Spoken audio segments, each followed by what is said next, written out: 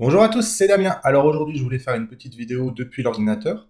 Donc cette vidéo pour vous dire, c'est la rentrée chez Fujifilm. Je vous ai expliqué la semaine dernière qu'a priori, ça sera des annonces aux environs du 7 septembre. Donc le 7 septembre, on devrait savoir déjà qu'est-ce que va être le futur XE3, qui fait l'objet de vraiment beaucoup de rumeurs en ce moment. Donc comme vous savez, le XE3, il vient compléter un peu cette gamme Fuji et surtout cette génération d'appareils. Donc tous basés sur le X-Trans 3 qui a inauguré le X Pro 2 il y a maintenant presque 2 ans.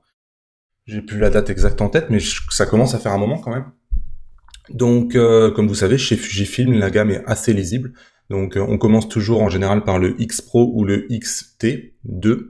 En l'occurrence, le X Pro 2 et le XT2, donc qui incorporent toutes de nouvelles technologies, etc., qui mettent Fujifilm à un nouveau niveau. Et ensuite, on le décline peu à peu dans des appareils qui sont un peu moins chers, qui sont un peu plus petits, qui sont à l'ergonomie de plus en plus simple. Et au fur et à mesure, effectivement, on retrouve toute cette technologie, on retrouve les mêmes capteurs, etc. sur toute la gamme. Donc le X3 risque d'être exactement la même chose, donc on va retrouver toutes les qualités qu'ont les grands frères, normalement à un prix moindre, même s'il y a des rumeurs un peu folles, moi je trouve, qui disent que le X3 sera plus cher que le XT20. Auquel cas, on verra bien, il faudra m'expliquer, parce que là, comme ça, c'est pas du tout évident, et vous allez voir par rapport à ce que je vous dis que je vois pas du tout comment il pourrait être plus cher que le XT20, ça me paraît un peu n'importe quoi. Donc on verra bien. Donc l'idée de cette vidéo, c'est que je reçois beaucoup de mails. Damien, qu'est-ce que tu penses du X3? Damien, qu'est-ce qu'il va y avoir dans le X3? Damien, est-ce qu'il faut que j'attende? Bah écoutez, j'en sais rien. Donc déjà, je voulais vous montrer où est-ce que moi je lis les news. Donc il y a un site qui s'appelle Fuji Rumors, qui est en anglais, qui est assez contraignant à lire, puisque il y a énormément de nouvelles. C'est vraiment, il y a un, deux posts par jour, c'est quand même très fourni. Donc beaucoup d'entre vous, a priori, le connaissent pas ou ne souhaitent pas le lire. Donc pour les gens qui s'ennuient pas à aller chercher des nouvelles en permanence, de temps en temps, je vais faire une vidéo comme ça qui reprend les plus grosses rumeurs, etc., basées sur ce que je peux lire à droite ou à gauche sur la toile. Donc voilà. Aujourd'hui, je voulais revenir donc sur les rumeurs de la semaine. Donc la première rumeur, c'est le fait que Fujifilm ait enregistré 2 nouveaux modèles. Donc le premier modèle, a priori, c'est évident, ça va être le X3. Par contre, la question se pose sur quel est ce deuxième modèle que Fujifilm a enregistré. Donc, est-ce que ça va être un X80 ou est-ce que c'est le fameux XT2S qui paraît quand même très rapide, hein. Moi, par exemple, j'ai acheté le XT2 en argent, donc ils l'ont sorti il y a vraiment pas longtemps, c'était en début d'année de mémoire. Si déjà Fuji me met un nouveau modèle dans les pattes là avant la fin de l'année, ça fait quand même assez rapide, hein, je trouve. Il faudrait pas non plus se précipiter, changer de modèle tous les jours, c'est pas possible quoi. Donc on va voir ce qu'ils ont prévu. Le X3. Donc le X3, comme je vous disais, c'est une version avec un appareil le plus compact possible.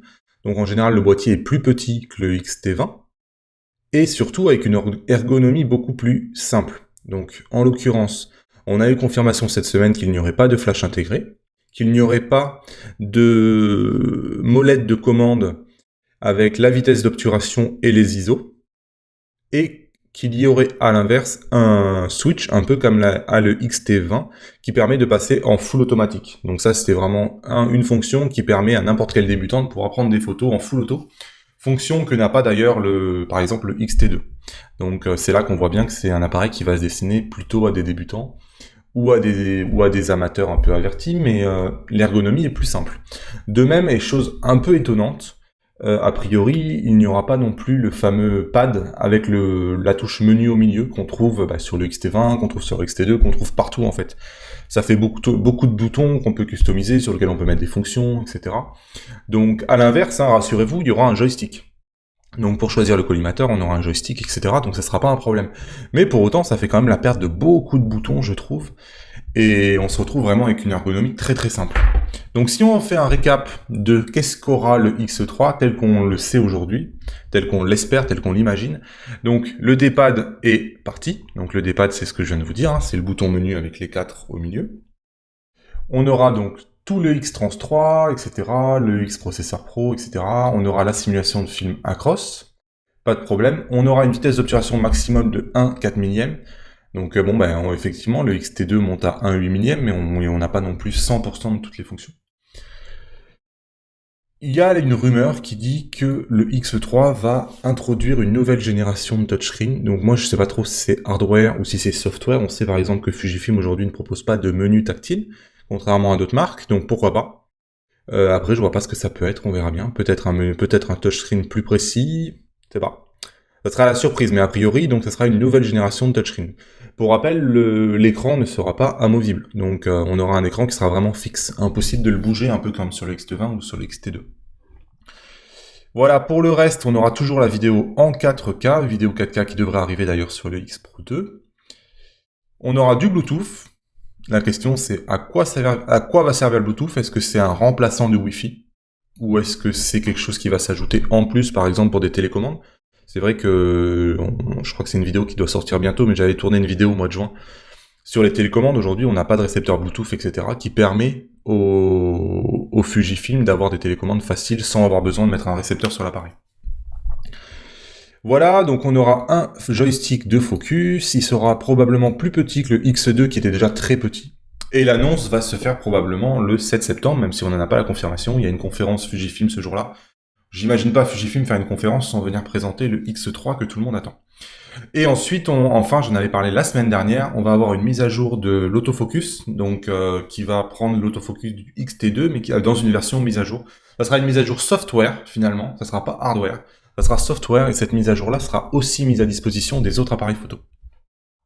Voilà ce qu'on sait du X3, donc si tout ça c'est vrai, on sait quand même beaucoup de choses du X3, on s'aperçoit bien que c'est un appareil qui a une ergonomie beaucoup plus simple.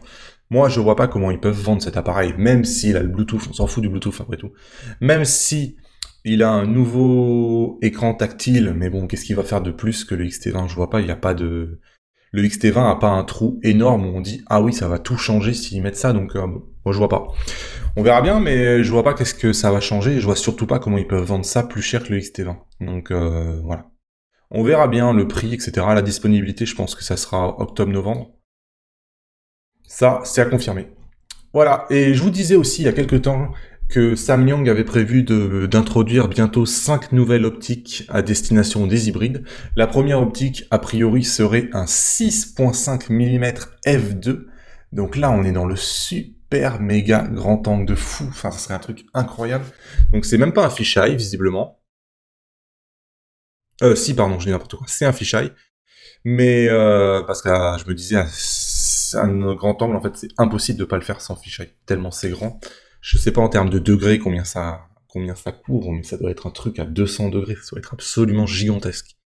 Donc, a priori, c'est une optique qui devrait être présentée d'ici la fin de l'année. Je crois avoir vu sur un autre site.